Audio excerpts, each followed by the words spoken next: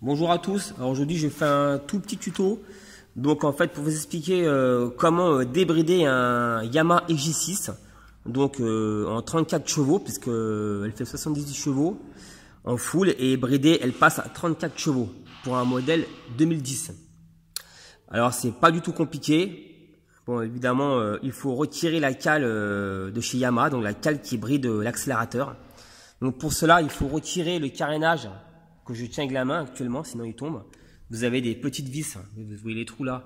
Vous avez des vis de clé à laine à retirer. Là où vous voyez tous les trous, c'est les endroits où j'ai retiré les vis. Donc c'est pas compliqué, hein. C'est des clés à laine, il y en a 4, il y en a 5 à retirer. Une fois que vous avez retiré les 5 vis, vous enlevez le carter, voilà.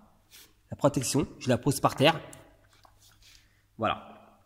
Et ensuite vous allez apercevoir que vous avez une plaque métallique avec 4 boulons, 1, 2, 3, 4, que vous voyez ici. Donc moi c'est pareil, je les ai déjà dévissés pour gagner du temps, j'ai dévissé avec la clé, donc j'ai plus qu'à les retirer à la main. Donc je vais les faire devant vous. Vous retirez les 4 vis. Voilà, je fais un peu attention parce que le moteur il est chaud, donc je me brûle les pattes. Je fais comme je peux, hein. C'est pas facile avec le téléphone de tenir le téléphone avec une main et d'enlever les boulons. Voilà, donc hop, j'enlève la plaque métallique, j'y suis presque. Voilà, j'y suis presque. Tac, tac, tac, tac. Et voilà. Alors là, par contre, vous faites gaffe parce que c'est un sacré morceau en acier et ça pèse, hein. C'est une plaque métallique. Voilà, je la pose par terre. Et donc là, vous allez donc voir la cale, c'est celle-ci. Cette cale-là que vous voyez là, c'est elle qui bride l'accélérateur. Je m'explique, c'est-à-dire que quand vous allez accélérer,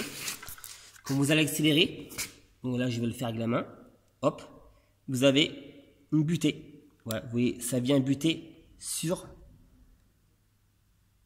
cette partie. On entend même le bruit.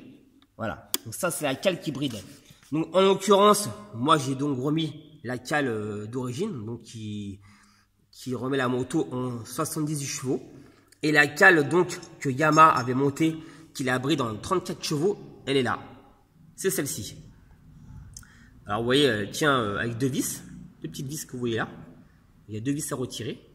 Vous retirez les deux vis, vous desserrez, juste desserrez les deux câbles d'accélérateur, vous desserrez là et là. Quand vous allez desserrer, vous allez avoir un jeu qui va se créer.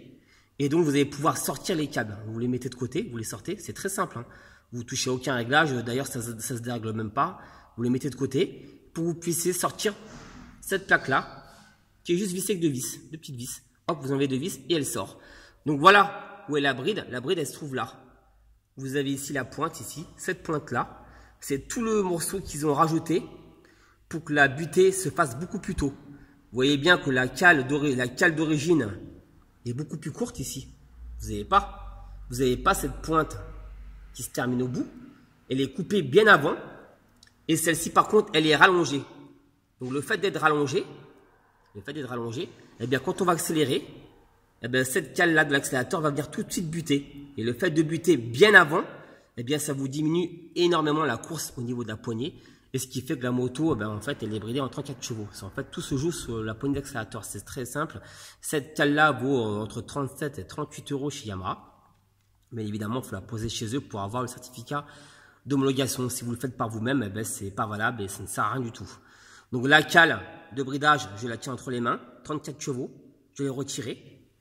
Et j'ai donc remis la cale d'origine, 78 chevaux. Tout simplement. Et quand vous accélérez, eh bien la poignée va beaucoup plus loin. En revanche, quand vous remettez l'autre cale, la poignée va s'arrêter là. Voilà, en gros c'est ça. Vous n'avez que ça comme course. Et ce qui fait que la moto est bridée à 34 chevaux. Et en 70 chevaux, hop, ça va plus loin. Vous voyez la différence, elle est vraiment énorme. Donc là, je vous expliquer comment remettre la cale en 78 chevaux donc pour débrider la moto. Et si je remets cette cale, eh bien la moto sera de nouveau bridée en 34 chevaux. Là, je l'ai retiré, donc la moto est en full. Vous avez pu ensuite remonter la plaque métallique avec ces 4 boulons. Alors, en fait, c'est juste un cache, hein. Vous remettez la plaque métallique et vous remettez ensuite par-dessus le carter en plastique qui vient se loger là.